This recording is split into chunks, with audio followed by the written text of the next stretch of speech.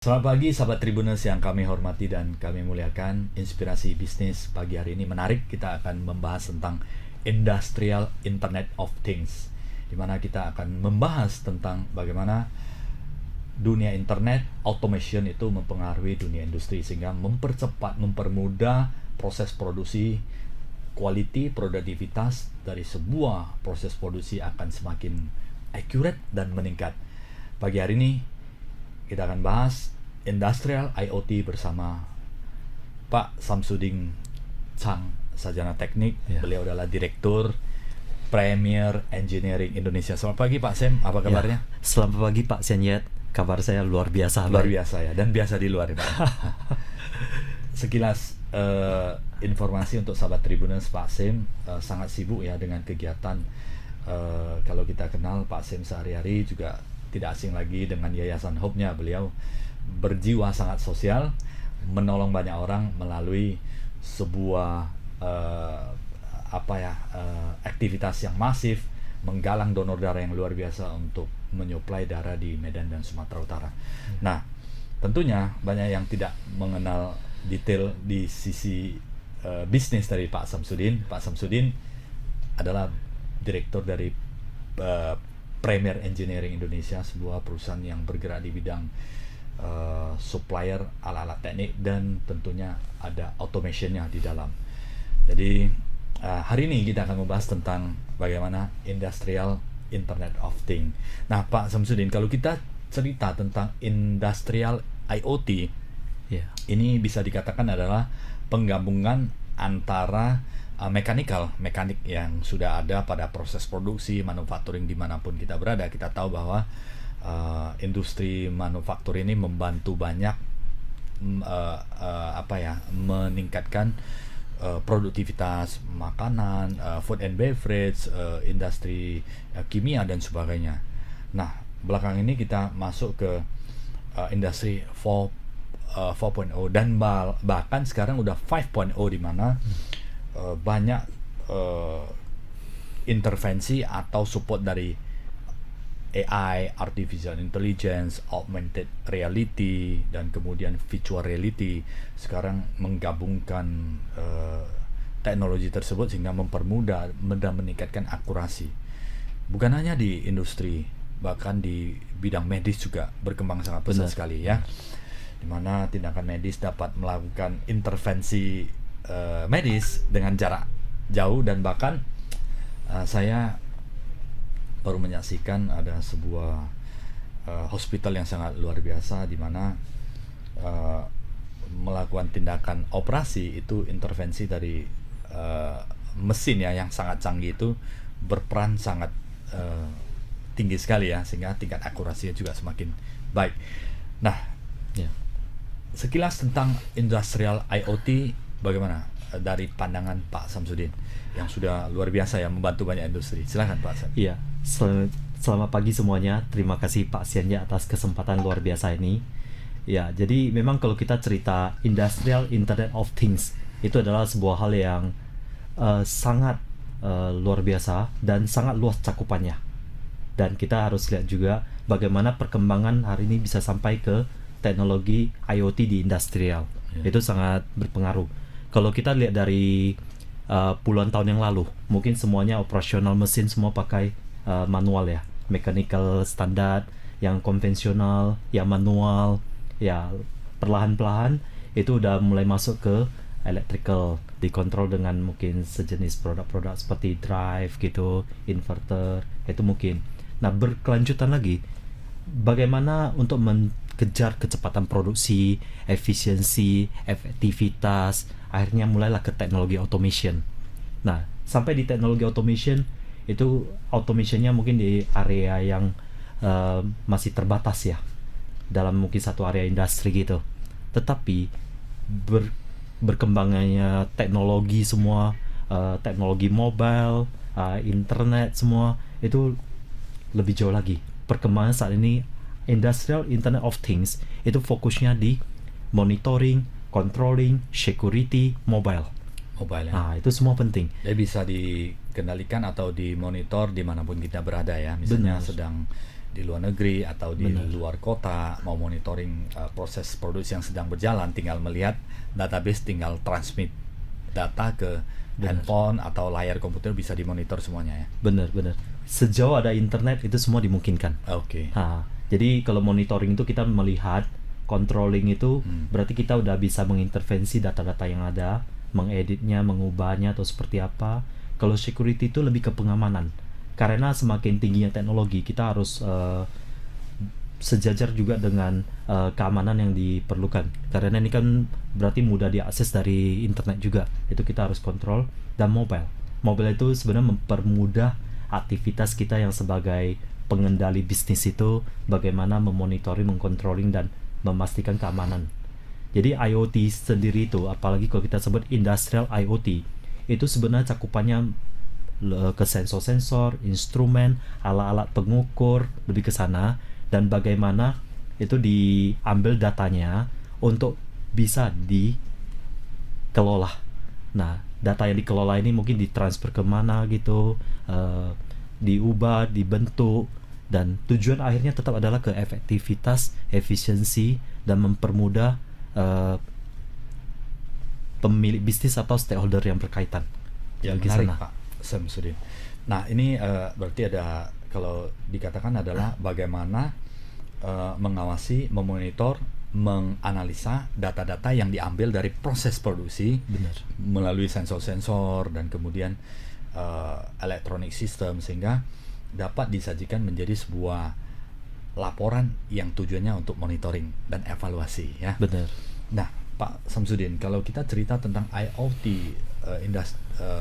Internet of Things di industrial ini, itu kalau kita lihat di dalam struktur organisasi ya, di dalam proses produksi ada input, proses, dan output. Input dari bahan baku, kemudian perencanaan material, bagaimana pencampuran, kadar dan sebagainya, sampai ke proses. Nah, ini proses produksi mengubah bahan baku ini menjadi barang jadi. Benar. Sehingga lebih bermanfaat dan lebih bernilai pada saat dia dibanding pada saat dia menjadi bahan baku. Proses produksi kan bisa panjang ya.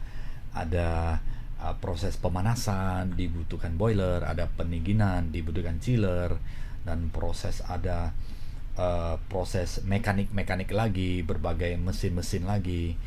Ya, kita katakan bahwa serangkaian proses produksi itu yang mengubah input menjadi output, menjadi barang yang bernilai, bermanfaat bagi masyarakat atau konsumen ya.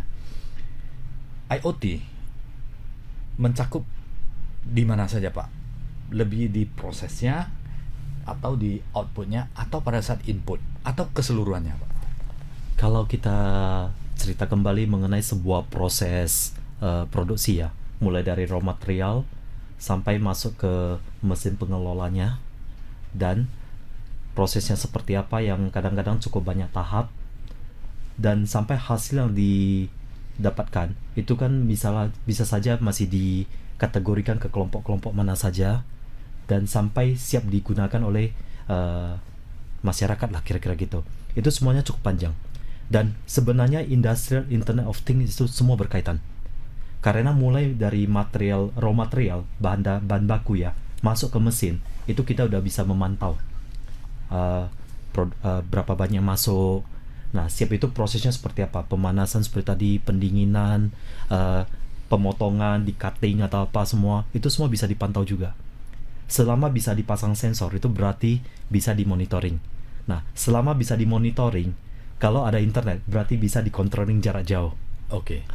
Dan semuanya itu bisa dipantau. Bahkan sampai udah siap produksi, itu tetap bisa dipantau untuk menentukan sebenarnya efektif nggak, efisien nggak, dan benar-benar bahan baku yang masuk dengan yang keluar itu dikontrol dengan baik nggak. Karena kan kadang-kadang untuk menghindari losses ya, kita harus tahu di mana lossesnya. Dengan teknologi automation, semuanya itu bisa dipastikan dengan sangat akurat. Lossesnya sebenarnya di mana? Itu yang kita coba terapkan. Bagaimana dulu yang teknologi automation konvensional yang mungkin hanya pakai drive, terakhir ke bantuan PLC, programmable logic controller ya. Lanjut lagi ke yang lebih kompleks, kada sistem, dan ada yang namanya DCS juga. distribusi control system. Yes. Nah, dari sana di CS itu kita kembangkan lagi bagaimana jarak jauh untuk dipantau. Karena seorang owner kan nggak mungkin ya kunjungan ke pabriknya terus, ataupun mungkin bisnisnya banyak, bagaimana memonitoring pakai handphone, pakai laptop. Ya, selama ada internet dimanapun ownernya berada, stakeholdernya berada, pasti bisa Dimonitor ya. Iya. Oke, sahabat Tribuners, sebenarnya tujuan daripada IoT ini adalah untuk memastikan proses produksi dari input proses output itu dapat terrecord, terdata dengan baik, sehingga dapat dijadikan sebagai informasi yang bermanfaat bagi stakeholder untuk membacanya, sekaligus untuk menganalisis, sekaligus untuk mengevaluasi apa yang perlu diperbaiki. Nah, ini menarik Pak Samsudin. Apakah ada industri atau manufacturing tertentu yang Pak Samsudin kemudian bekerja sama membangun sistem IoT dan dampaknya seperti apa, Pak? Oke, terima kasih Pak Sianit untuk pertanyaan ini juga ya, karena ini penting. Sebenarnya teknologi industrial Internet of Things itu bisa dipakai di industri apapun, yang dengan tujuan untuk mencapai efektivitas efisiensi yang lebih tinggi, bagaimana bisa mengontrol lebih ketat, dan bisa dipantau dari jarak jauh. Kalau industrial teknologi itu kan biasa di automation ya, tapi kalau udah mencakup Internet of Things, berarti semuanya berkaitan dengan internet, dan bagaimana jarak jauh bisa di monitoring, controlling, security-nya termasuk, dan mobile ya, dimanapun itu bisa dilakukan. Kalau untuk industri yang udah sering kita kerjasama, salah satunya adalah di palm oil mill, industri pabrik minyak kelapa sawit, termasuk industri turunannya. Karena di palm oil mill itu ada upstream, ada downstream. Ya, kalau upstream contohnya produksi CPO-nya dan kernelnya ya, minyak dari kernel KPO. Nah, di sana itu bisa diproses lebih lanjut lagi nanti ke downstreamnya, ke refinery, oleochemical, ke sabun, ke yang lain-lain, semua bahan-bahan material yang lain semua bisa. Itu semuanya butuh proses yang sangat panjang, dan teknologi IIoT ini bisa diterapkan di sana. Itu yang bisa dilakukan. Artinya pemilih atau top management dapat menganalisis, mengtarik data apa yang diterapkannya. Benar. Seperti apa sensor? Mungkin Pak Samsudin bisa cerita sedikit aplikasi dari mulai pemasangan sensor sampai penarikan data, penyajian data. Apakah data-data yang dilihat itu dalam bentuk seperti kita bisa diolah menjadi grafik, menjadi real time dan sebagainya? Iya. Seperti yang tadi saya sampaikan juga, sejauh ada sensor yang bisa dipasang di alat tersebut, berarti ada peluang untuk bisa diambil datanya. Karena sensor itu bisa saja instrumen atau measurement ya, alat pengukur. Nah, itu semuanya yang penting ada bisa dipasang sensor, ada kemungkinan bisa diambil datanya. Jadi data-data tersebut diambil itu sebenarnya tujuannya untuk menganalisa lebih jauh, dan dengan sensor-sensor tersebut sebenarnya kita bisa memberikan banyak intervensi, settingan-settingan yang kita perlukan di mesin tersebut.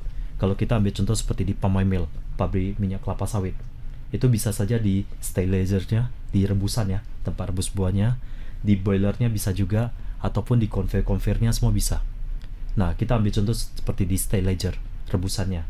Di sterilizer itu kan memiliki banyak sensor juga, dan setiap kali masak buah sawit itu kan berdasarkan waktu, pressure semua, setiap jam atau apa, menu-menunya banyak. Nah, dengan sensor-sensor tersebut itu bisa membaca, dan dengan kemampuan teknologi automation yang perusahaan kita miliki, itu bisa men-set semua menu-menu yang dibutuhkan. Dengan setiap data yang masuk dibuat sebuah kalkulasi formula-formula. Jadi ada input dari sensor, ada sistem formula yang kita rancang, yang kita hitung, kita buat dalam bentuk program. Siap itu outputnya apa, menghasilkan apa, memberikan instruksi, men-stop proses, membuka pintu atau apa, itu semua bisa dilakukan. Jadi dalam teknologi itu sebenarnya pasti ada inputnya, ada prosesnya programnya kita rancang seperti apa, sistemnya, logikanya, siap itu outputnya seperti apa, itu pasti ada. Dan dengan contoh seperti palm mill tadi, sterilizer, di boiler, itu semua dipasang monitoring. Itu berarti pihak-pihak ya, pimpinan-pimpinan, owner atau stakeholder yang berkaitan itu bisa melihat data-datanya itu cukup dari handphone, dari laptop, ataupun dimanapun mereka berada. ataupun mungkin pabriknya itu di set di daerah pedalaman daerah-daerah ya seluruh Indonesia. Nah, kantornya misalnya di Medan, di kota Jakarta, itu bisa dipantau semua dalam satu ruangan, dalam satu genggam handphone, itu bisa dilakukan. Iya. Itu luar biasanya kalau di IoT. Menarik Pak Samsudin. Jadi kan pasti ada pertanyaan, kenapa saya harus mengapa perusahaan harus menjalankan IoT? Apakah sebanding dengan biaya yang dikeluarkan dengan impact-nya? Oke. Seperti itu Pak. Ini kan kalau kita cerita tentang industrial, pasti kan yang namanya manufacturing ya, selain quality yang konsisten, yang bagus, pasti semua pemilik perusahaan atau eksekutif di dalam perusahaan manufacturing pasti dia memikirkan biaya. Karena dengan persaingan yang semakin kompetitif, dia harus memberikan dampak yang bagus, quality, tapi dengan biaya yang optimal. Kalau investasi di IoT kan tentunya adalah sebuah, apalagi ya, investasi membutuhkan biaya. Bagaimana menurut Pak Iya, benar. Samsudin? Kalau dari kita lihat perkembangan teknologi ini ya, di awal-awal waktu mulai IoT, Internet of Things itu bagaimana masuk ke bisnis, ke dunia industrial, itu awalnya cukup mahal. Karena berkaitan dengan SCADA sistem, dengan DCS yang secara teknis memang biayanya tinggi karena sangat kompleks sistemnya. Tetapi berkembangnya waktu makin lama harganya makin kompetitif, makin terjangkau. Karena persaingan kan tinggi ya. Artinya semuanya berlomba-lomba untuk membuat yang terbaik dengan biayanya lebih terjangkau. Dan saat ini saya kira udah cukup terjangkau untuk biayanya. Bagi yang sudah pernah mencobanya, menggunakannya, menjalankan sistem seperti itu, mereka akan merasa itu jauh lebih baik daripada konvensional ya pemantauannya. Karena bagaimanapun kita berlomba-lomba dengan waktu, jarak, waktu, posisi kita di mana, itu semua berkaitan. Artinya setelah dipertimbang lebih jauh, saya kira untuk investasi di bidang IoT ini sangat terjangkau untuk saat ini. Hasilnya akan jauh lebih maksimal. Oke, terima kasih Pak Sim. Tadi diceritakan bahwa banyak kan yang di apa yang pernah pengalaman di palm oil ya Pak ya. Itu di palm oil. Selain palm oil, kira-kira industri apa yang membutuhkan? Ya, sebenarnya banyak industri yang bisa menggunakan, dan dari pengalaman kita ada juga di limbah, contoh. Di limbah. Bagaimana data-data dari limbah itu kita ambil dan itu bisa diterapkan, bisa kita kelola melalui SCADA system atau web based. Nah, itu bisa juga. Bahkan mungkin dalam ada sebuah mesin ya. Contohnya mesinnya tiba-tiba pembacaan sensornya mendeteksi bahwa mesin tersebut bermasalah. Dari handphone kita itu sebenarnya bisa membuat notifikasi. Nah, jadi kita bisa tahu untuk melakukan preventive maintenance. Ya, selama bisa arah ke SCADA system, ke web base-nya, itu sangat mungkin ke mobile application. Ya. Jadi dengan mobile application kita masih bisa mendapatkan notifikasi. Dengan web base, dengan SCADA system bisa juga secara rutin report ke email kita misalnya. Contohnya setiap hari datanya semua di report ke email kita. Itu sangat dimungkinkan. Itu melalui pengolahan datanya Pak Sim, itu dari sensor dan kemudian dari sistem yang dipasang untuk memonitor temperatur, RPM, kemudian output, outflow, pressure, everything semua ya tentang manufacturing. Kemudian data itu diambil dan diolah melalui sebuah sistem namanya SCADA ya, SCADA atau yang sama lah ya, ekivalen seperti itu. Kemudian diolah menjadi informasi. Sistemnya ini secara online oleh provider atau secara mandiri diinstal di dalam perusahaan. Ini kan ada kaitannya dengan security system ya. Itu bagaimana Pak Sen? Ya. Kan banyak tanya, kenapa saya harus, kalau online kan berarti data perusahaan saya bisa diketahui dong sama orang lain gitu. Iya, benar. Jadi memang benar yang seperti disampaikan Pak Sian ya. Di mana sistem itu kan pasti ada inputnya, data-data yang diambil melalui sensor-sensor, melalui pendeteksian ya. Siap itu dengan program yang kita rancang, dengan sarananya adalah SCADA, web based atau apa, tapi itu programnya kan tetap harus kita buat sendiri juga.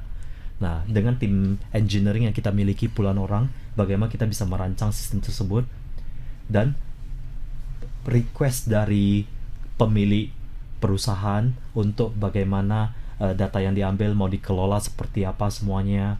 Nah, itu kita akan buatkan sampai data ini nanti akan disimpan di mana, dikirim kemana. Ya, tentunya ini ada kaitan dengan sistem penyimpanan.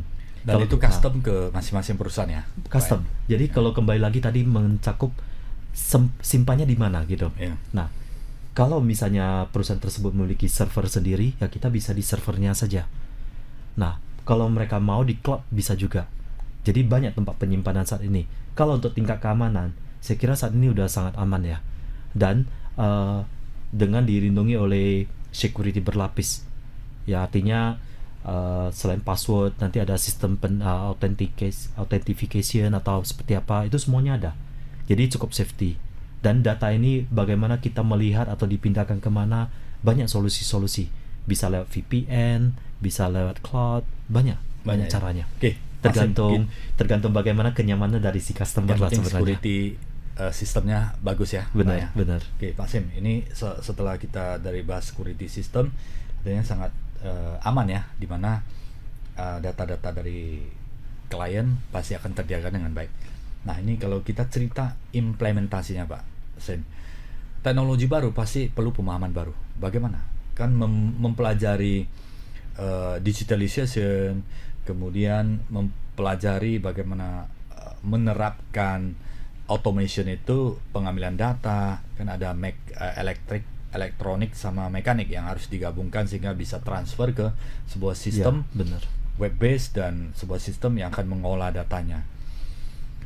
Bagaimana untuk perusahaan-perusahaan yang mereka tidak memiliki seperti orang-orang IT yang kuat dan kemudian mekanik-mekanik juga terbatas, di mana di sini kan bukan hanya bisa arus besar ya, tetapi juga harus lemah semua. Ya bisa mengerti bagaimana harus itu bekerja, transferring data itu SDM pasti ada sangat mempengaruhi terhadap aplikasi teknologi. Bagaimana menurut Pak Sim? Ya, ini memang sebuah tantangan dan tantangan ini mau nggak mau harus kita hadapi. Kalau kita nggak mengikuti perkembangan yang ada, kita pun akan ketinggalan. Karena seperti tadi yang saya bilang, persaingan bisnis ini kan cukup tinggi ya saat ini ya. Bagaimana berlomba-lomba untuk membuat sebuah hasil yang murah, terjangkau, kualitas bagus semuanya, itu kan ujung-ujungnya adalah lihat kembali ke harganya masuk nggak. Nah nanti kembali lagi ke efektivitas, efisiensi semua. Jadi nggak bisa dihindari. Untuk saat ini itu memang sebuah tantangan bagi perusahaan kita juga, PT Premier Engineering Indonesia, di mana kita siapkan tim kita secara internal, engineering yang memiliki know-how di bidang IoT, di bidang teknologi informasi, di arus lemah, arus kuat, mechanical, termasuk yang buat program web based atau program SCADA sistem, PLC. Nah itu semuanya memang sebuah tantangan, tetapi kita udah lakukan dengan baik. Sekitar 5 tahun terakhir ini kita udah lakukan. Nah untuk di customer sendiri, saya kira ini tidak perlu khawatir karena kita siap untuk memberikan training, dan kita hadir sebenarnya adalah untuk memberikan solusi. Bagaimana yang bisa supply barang mungkin banyak ya, tetapi yang bisa memberikan solusi, memberikan kenyamanan bagi customer, bisa memahami dan mengimplementasikan tujuan dari pemilik perusahaan, customer. Nah itu sangat penting dan itu kita lakukan. Jadi training itu memang berkelanjutan. Bahkan di internal kami sendiri itu kami lakukan training secara rutin. Hari ini yang kita pelajari apa, besok lusa sudah ada sesuatu yang baru lagi dan tidak habis. Dan sebenarnya yang namanya barang, produk atau seperti apapun itu hanya sekedar produk, tetapi bagaimana di tangan yang tepat seperti kami, itu bagaimana kami membuat menjadi satu sistem, satu paket yang hadir untuk menyelesaikan problem atau memberikan solusi bagi customer. Jadi customer ada pertanyaan apa, ada kendala apa yang mereka mau tujuan mereka apa, itu silakan kabari. Kita akan bisa coba mempelajari, memahami, dan memberikan ide-ide solusi terbaik. Jadi ya sampai di customer sendiri itu memang nantinya pun harus kita berikan training ya. Bagaimanapun user sendiri itu harus memahami ini lebih jauh agar mereka bisa tahu bagaimana memaksimalkan fungsi kerja yang ada, sistem yang ada. Karena sistem seperti ini dia bisa berkelanjutan dikembangkan. Dia tidak stagnan di satu bagian dan itu berkembang terus. Menarik ya. Jadi sahabat Tribuners, bagi pemilik dan yang in charge di manufacturing ya, jangan terlalu khawatir karena biasanya perusahaan yang memberikan jasa pelayanan tentang sistemasi IoT ini pasti akan ada diberikan support oleh tim yang sudah profesional dan memiliki pengalaman dan kemampuan, sehingga di dalam proses transfer knowledge know-how itu akan berjalan dengan sangat baik sekali ya. Tentunya ada persiapan dari SDM perusahaan juga ya. Betul. Tentunya ada persiapan, artinya perusahaan siap untuk memberikan pendampingan, tapi yang penerima informasi dan know-how ini juga harus sungguh-sungguh ya Pak Sam ya, sungguh-sungguh dan keyakinan yang kuat untuk menjalankan, pasti akan berhasil dengan baik. Nah Pak Sam, dari processing, misalnya ada sebuah perusahaan ini yang mau menjalankan IoT tapi tidak tahu sama sekali, apa yang Pak Sam bisa berikan? Misalnya informasi pendahuluan, apa yang perlu dilakukan, seperti pencocokan atau scanning awal, sehingga mulai masuknya dari mana? Katakanlah ada sebuah perusahaan sawit yang skala 30 ton productionnya ya. Kira-kira ini masih banyak yang manual. Apa yang harus dilakukan? Apa yang ada pada Premier Engineering ini bisa jasa-jasa apa yang bisa diberikan dari awal sampai pra implementasi. Ya. Jadi kalau misalnya kita ambil contoh tadi sampling sebuah pabrik minyak kelapa sawit 30 ton per hour. Produksinya berarti 30 ton per hour ya. Nah, kita akan mulai melihat dulu industrial IoT ini itu adalah teknologi informasi yang bisa memonitoring, controlling security atau mobile dan jarak jauh. Sebelum sampai ke tahap sana, tahap awal yang pasti dibutuhkan adalah pabrik tersebut sudah automation belum? Karena data-data automation ini nanti akan dikelola. Ya, misalnya masih konvensional. Nah, kita lihat konvensional seperti apa. Mesin-mesinnya itu bisa nggak dipasangin sensor-sensor, ala-ala instrumen, measurement, itu bisa nggak? Nah, kalau nggak bisa itu memang harus disesuaikan. Karena mechanical itu harus sejalan dengan teknologi automation yang akan diterapkan. Itu pertama yang kita akan lihat dulu. Dan jika mechanical-nya bisa, mesin-mesinnya bisa, alat-alatnya bisa, nah itu baru kita mulai pasang sensor. Nah, pada saat pasang sensor, data-data apa saja mau diambil? Karena jenis sensor itu banyak, ratusan jenis.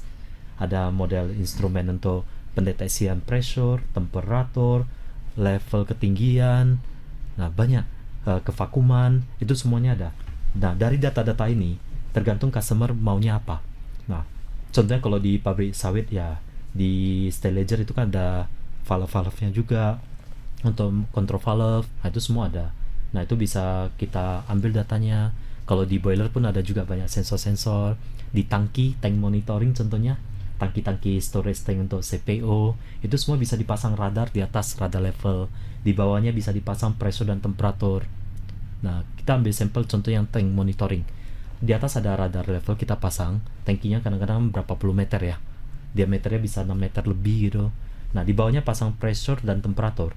Dengan 3 sensor ini, si customer bisa mempelajari, contohnya temperatur tertentu, isi volumenya berapa, material apa yang masuk, seperti apa. Itu semua bisa juga. Jadi inilah fungsi-fungsi dari sensor-sensor itu. Nah, setelah itu kita kelola. Kita buat programnya, kita sesuaikan permintaan customer apa, logika-logika di program kita sesuaikan. Nah, siap itu, data udah diambil. Data yang diambil ini, customer maunya apa gitu. Outputnya, kita cerita ke output. Ya, mungkin untuk mengendalikan mesin tersebut, untuk mengontrol tersebut, untuk ditampilkan di display monitoring, ataupun masuk ke SAP sistem yang ada di customer. Ada beberapa customer kita yang menggunakan SAP, itu bagaimana automation di stylager, di boiler, itu kita konekkan ke sistem SAP yang mereka rancang. Karena kalau udah cerita SAP program, itu berarti udah menyangkut ke proses mereka lebih jauh, ke finance juga, bisa menghitung sampai detail rupiahnya. Dan itu bisa terintegrasi semuanya? Bisa. Karena ada program-program web-based di mana data-data SQL itu semua bisa ditarik. Dan beberapa customer udah pakai, udah seperti itu. Nah, inilah output yang diberikan. Pada saat semua sistem ini udah mendukung, baru kita mulai masuk ke IoT. Di site-nya, di pabriknya ada nggak internet, kecepatan internetnya kuat nggak? Karena bagaimanapun untuk real time itu internetnya harus kuat. Saya ambil contoh seperti tadi tank monitoring. Bagaimana kita memantau posisinya, Contohnya seperti stylizer atau boiler. Bagaimana kita melihat produksinya. Misalnya owner dari kantornya yang jarak ratusan kilometer, ribuan kilometer, melihat bagaimana sistem di lapangan jalan nggak. Itu kan semua ada jeda waktu. Semakin bagus kualitas internet, itu berarti data yang diambil semakin real, Semakin cepat, semakin cepat, semakin live lah ya. semakin live. Itu penting. Dan untuk controlling sendiri, ini pro kontra. Boleh nggak controlling jarak jauh? Karena dari beberapa kali kita lakukan tes ya, uji coba, monitoring controlling itu kan sebenarnya yang dilihat adalah data. Jika kecepatan internetnya kuat, itu bisa untuk lebih real. Tetapi kalau kita pelajari kembali, saya ambil contoh CCTV. Mungkin satu data adalah monitoring data, satu lagi CCTV untuk video lihat. CCTV saja itu pun bisa ada jeda waktu, mungkin 1 detik, 2 detik, baru sampai di kantor pusatnya atau di berapa ratus kilometer atau kilometer atau ribuan kilometer. Itu pasti ada jeda waktu. Maka controlling itu sebenarnya menunya ada, tetapi kadang-kadang kita tetap ingatin customer itu boleh dipakai atau tidak. Karena kita nggak bisa melihat kenyataan di lapangan lagi terjadi apa. Ya mungkin kalau untuk hal yang sangat urgent boleh dipakai, tetapi kalau untuk detail saya kira itu tetap harus diperhatikan. Dan kalau di kami sendiri, di Premier Engineering Indonesia, kami pakai controlling jarak jauh itu sebenarnya untuk memperbaiki program PLC automation. Oke, bisa ya? Bisa. Jadi 5 tahun langsung, yang lalu tidak perlu ke site. Tidak ada perlu ke beberapa yang hanya kalau PLC-nya bisa kontrol jarak jauh ya. Benar. Sebenarnya teknologi kita ini yang kita jalankan IoT ini awalnya bermula dari bagaimana kami mempermudah pekerjaan kami sendiri. Contohnya customer ada permintaan di pabrik, contohnya di Papua, di Kalimantan atau di mana perlu menu di programnya itu mau diubah gitu. Ya kalau sengaja teknisi harus berangkat ke sana kan habis waktu, biaya, itu semua kan besar tinggi, tidak efisien lah kalau kita bilang. Dan untuk memberikan pelayanan yang prima ke customer, ya kita menggunakan teknologi seperti ini. Bagaimana kita akses masuk ke sistem mereka, kita buka, kita pelajari, dan kita revisi, kita ubah, edit, tanpa kita perlu turun ke site langsung. Jadi itu sebenarnya tujuan awal-awalnya bermula kenapa di Premier memiliki kemampuan seperti itu. Memperbaiki program. Dan saat ini bisa dibantu untuk menyelesaikan problem yang ada di customer ya. Benar. Dari segi lebih sistem jauh. ya. Sistem kita dari bisa online perbaiki. Untuk perbaiki sistemnya langsung bisa di operation. Benar. Yang bermasalah bukan di mekaniknya ya, karena di sistemnya. Kadang-kadang ya permintaan untuk programnya mau diubah, mau seperti apa itu kita bisa lakukan. Dan selama ini password semua kita berikan ke customer ya. Karena banyak yang mengunci passwordnya, kalau kita berikan karena agar customer merasa nyaman itu lebih nyaman lah, lebih safe ya, karena semua data di tangan mereka. Itu penting juga. Dan untuk penerapannya sendiri, kalau tadi internet semua udah oke, saya kira udah gampang. Apa yang mau dipakai? Contohnya bisa pakai dengan SCADA sistem atau web based dengan user password khusus. Misalnya ownernya bisa lihat data apa saja, operatornya misalnya hanya terbatas data apa saja, dan pihak-pihak tertentu yang datang, contoh audit atau apa, bisa lihat data apa saja. Nah itu semuanya bisa dilakukan.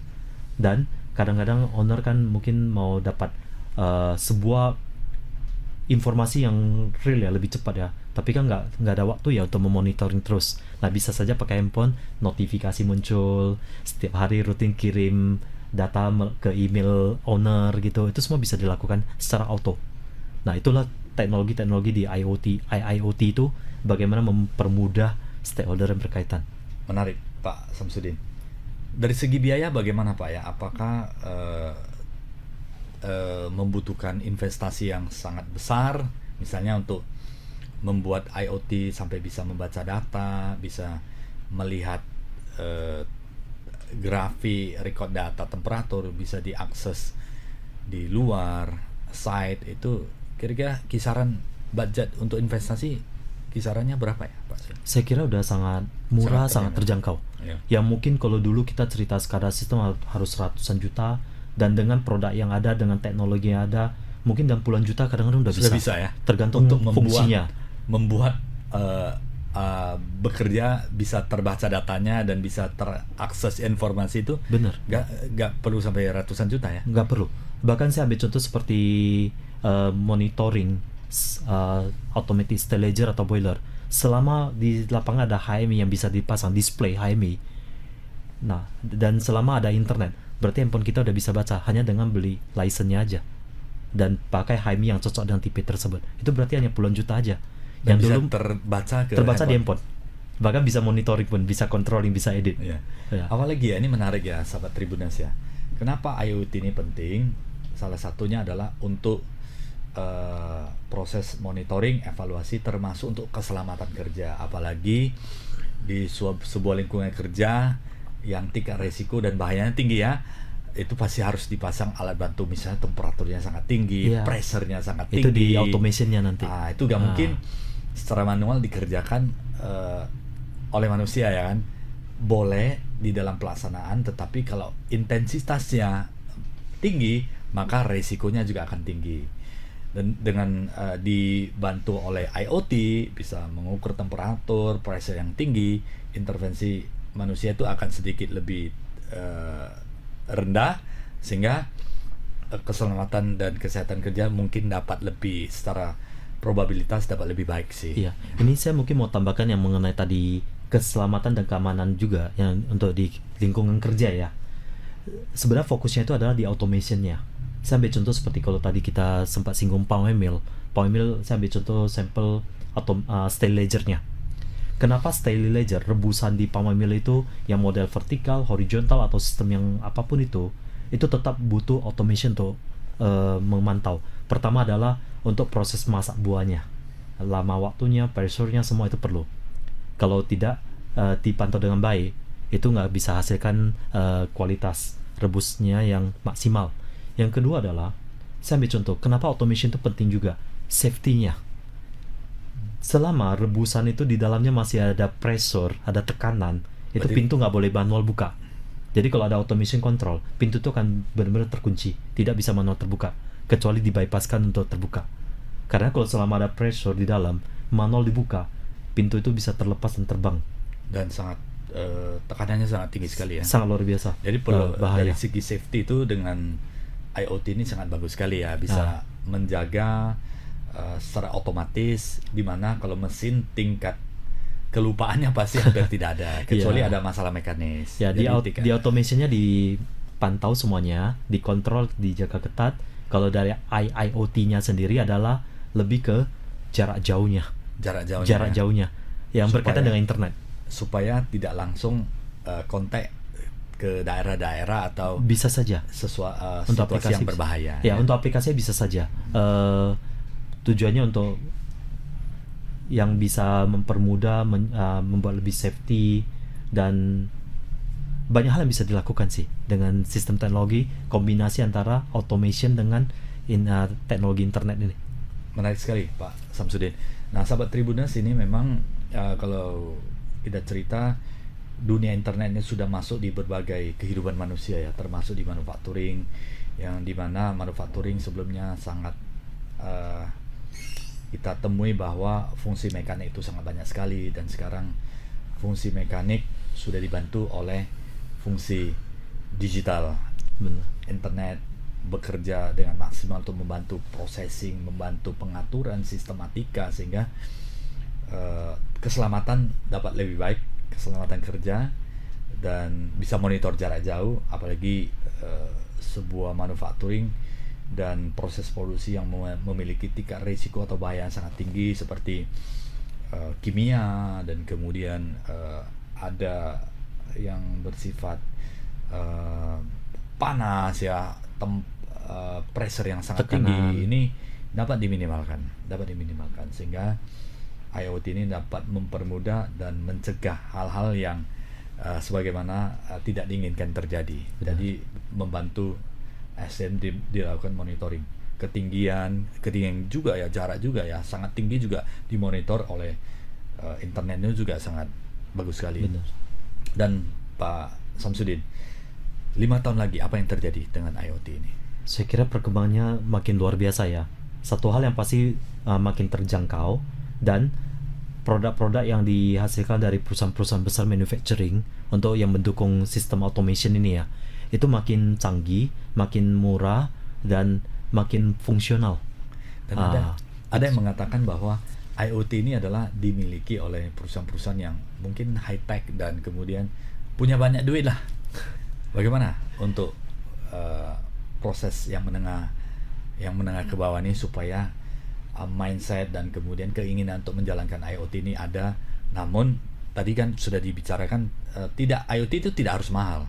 Benar. Sekarang telah berkembang sangat pesat sekali. Mungkin ada paket atau ada program khusus untuk industri yang menengah ke bawah, Pak. Iya. Jadi kalau kita cerita tadi mengenai sebelum IoT itu kan ke automation-nya dulu. Perkembangan dari automation itu sendiri sebenarnya adalah sebuah sistem yang dulu mungkin agak rumit, ada relay, kontak atau apa sejenis komponen gitu yang mungkin ratusan ribuan item tiba-tiba gabung jadi satu PLC aja dari otak. Nah, semuanya masuk ke dalam sebuah program di PLC. Yang artinya ribuan item yang seberapa rumit, seberapa banyak rangkaiannya, wire-wire, kabel, itu semua dalam satu PLC. Dan bagaimana automation itu dipanggil untuk bisa menyelesaikan masalah di customer ya, solving problem untuk dan mencapai tujuan produksi tersebut. Nah, kalau untuk tingkat biaya, saya kira itu cukup terjangkau dan kita bisa memilih fungsi-fungsi apa yang mau dipakai. Artinya kalau memang tidak perlu terlalu kompleks, kita bisa pilih mungkin produk PLC sistem yang jauh lebih simple, lebih sederhana. Saya kira banyak pilihan. Jadi kalau untuk siapa perusahaan atau level perusahaan yang bisa memakai produk-produk teknologi automation dan Internet of Things ini, saya kira semuanya terjangkau, semuanya bisa. Kita bisa pilih mana yang lebih cocok dengan kebutuhan. Karena saya kira perusahaan yang kapasitasnya nggak begitu besar, itu pasti seharusnya kebutuhan teknologinya nggak sebesar yang perusahaan lebih besar gitu. Jadi itu bisa disesuaikan. Saya kira nggak ada masalah. Karena biasanya di bidang kita ini, jasa yang kita berikan itu pun juga kita sesuaikan dengan apa yang diinginkan oleh customer juga sih. Sesuai kebutuhannya, jangan sampai memberatkan, tetapi bisa membantu productivity dan monitoringnya. Benar, karena ini jangka panjang. Jadi dan, seperti yang Pak Sioni bilang tadi 5 tahun ke depan. Artinya yang kita lihat bagaimana kita sama-sama bertumbuh dengan customer gitu, lebih jauh. Luar biasa. Jadi bukan tumbuh sendiri ya, tapi tumbuh bersama customer. Benar. Nah, IoT ini juga sangat menarik ya, sahabat Tribuners ya, dimana kalau bicara data, artinya data itu sudah ada tersimpan dan bisa dipanggil keluar dan kita bisa olah dan kita bisa perbaiki. Dengan data kita bisa melakukan hal banyak untuk perbaiki, untuk monitoring, termasuk nanti untuk development secara berkesinambungan ya. Karena SDM mungkin saja di dalam sebuah perusahaan itu terjadi turnover, ada sumber daya manusia masuk, ada yang keluar, ada yang stay, dan kemudian berdasarkan data-data tersebut STM yang mungkin yang ingin belajar bisa melihat data. Benar. Sehingga proses regenerasi SDM itu dapat berjalan dengan baik daripada disampaikan satu persatu kembali, membutuhkan waktu yang panjang ya. Dengan data bisa dipelajari dan kemudian record-record yang ada sudah dipelajari, sehingga proses daripada pembelajaran mempelajari secara aspek teknikal itu bisa lebih cepat lagi, Pak Sam ya. Benar, karena memang tujuan dari pengambilan data-data ini, pengkoleksian antara sistem automation kendali di pabrik dengan sistem SAP di kantor atau program yang ada di kantor, itu semua memang bisa terintegrasi dengan baik, dan dengan data-data inilah yang bisa dipakai oleh stakeholder, pemilik perusahaan di customer untuk bagaimana bisa melihat perusahaannya berkembang dengan baik nggak, bagaimana merencanakan ke depan seperti apa, bagaimana menghadapi tantangan persaingan yang ada saat ini. Itu pasti sangat penting. Banyak yang bisa dilakukan. Dan tadi kalau kembali lagi ke perusahaan-perusahaan apa lagi yang mungkin bisa dipakai sistem ini, sebenarnya sangat banyak. Dan dari pengalaman kami sendiri, contoh di water treatment, di wastewater treatment, itu pun ada juga. Semua yang berkaitan dengan pengendalian data, monitoring jarak jauh, controlling, security, mobile, efisiensi, efektivitas, saving energy, udah itu mengontrol energi. Karena energi itu sendiri itu bisa dipantau, bisa dikontrol juga. Ya, contoh di power plant, itu mungkin aja, sangat mungkin. Menarik sekali. Sahabat Tribuners, jika ada sahabat Tribuners yang ingin berkonsultasi lebih lanjut mengenai IoT ini, silakan hubungi PT Premier Engineering Indonesia. Kantornya di Kim 3 ya, di Jalan Pulau Bunaken, nomor A3 ya. Silakan, sangat welcoming Bapak Ibu untuk bertanya atau bertukar pikiran atau mungkin ingin mendengar lebih jauh lagi, lebih detail lagi mengenai IoT, silakan hubungi PT Premier Engineering Indonesia. Silakan cari Pak Samsudin di Pulau Bunaken nomor A3 ya. Benar. Itu bisa di website kita juga.